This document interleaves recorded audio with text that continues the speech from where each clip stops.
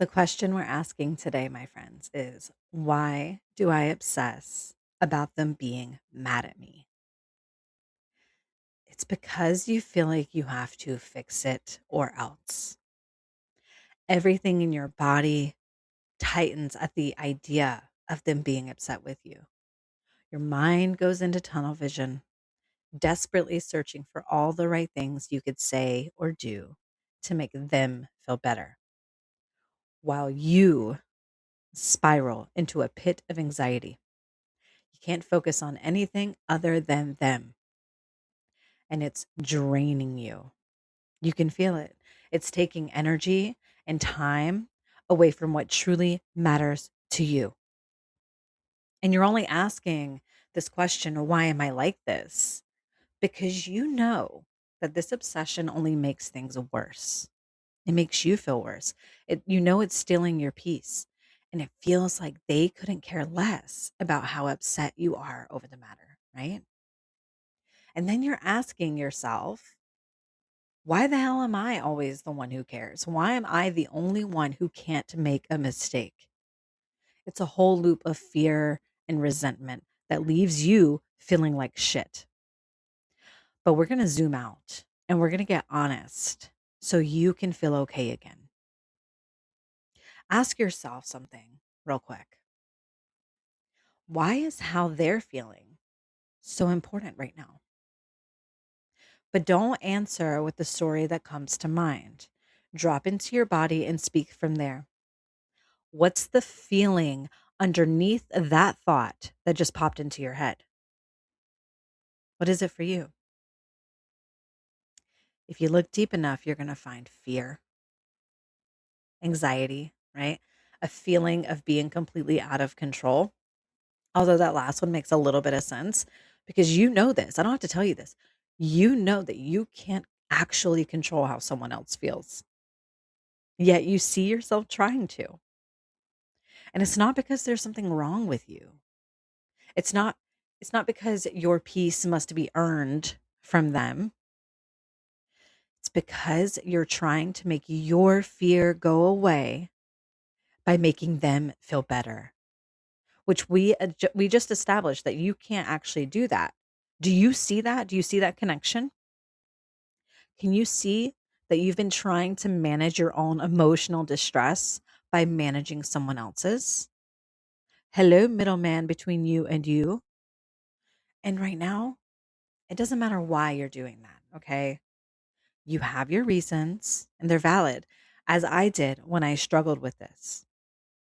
And this habit, it did serve you at one point in time. But what matters most of all is that you let yourself truly see it without judging yourself for it.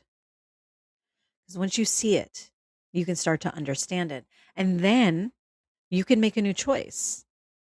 And that new choice is what leads you back into your peace, not them changing their behavior. So now that you've realized this, okay, oh, I'm only obsessing over making them feel better because I'm trying to make myself feel better, right?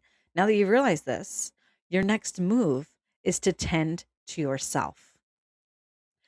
What would make you feel safe right now?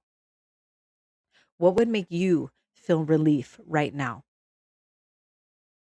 If you're coming up with blanks, try this. Imagine that anxious part of you, the one who's worried, okay? Imagine that they are a child sitting in front of you and they're obsessing over someone being mad at them and they can't play or focus on anything else. They're so disturbed. What would you say to that child? How would you respond to them? You'd probably say something along the lines of, hey, it's going to be okay. You don't need to fix how they feel. They'll talk to you when they're ready. You're safe no matter what. And you probably give them a hug. How do you think that child would feel if you said that to them? Probably relieved. They'd probably feel like, okay, I can go play again. So try it on yourself. Go to that uncomfortable feeling in your body and talk to it like it's that sweet child who just needs to remember that they're safe. And notice how you feel when you do that. What happens? What happens in your body? I have to say, as a mother of 3 children, I do this with my kids, and I see them shift. I see it strengthen my eldest daughter. I see it bring my littlest daughter back fully into herself, and she's just free again. I see my son visibly relax. These things really do matter, and that the part of you that's feeling that fear, they really are a lot like a little child, and they just need some love, you know? And you can give that to yourself. So the next time that you notice yourself obsessing over how someone else is feeling, pause, breathe, come back into your body and ask yourself, what about me? What am I feeling? And give yourself what you wanted them to give you. Okay. That person that you were worried about, the reminder that everything's okay and that you are safe. But let's not stop here, my friend. Schedule a clarity call and we'll talk about what's weighing on you, where you'd rather be, and how we can help get you there together. Okay. Now, real quick, for those of you who are not subscribed to The Body Knows, if you consider yourself a sensitive, self aware soul who's breaking a cycle of self abandonment, and this conversation resonated with you, consider subscribing. We'll chat in your inbox a couple times a week about how to make yourself a priority in your life, how to stay grounded even when emotions are high, and how to take control of your life story.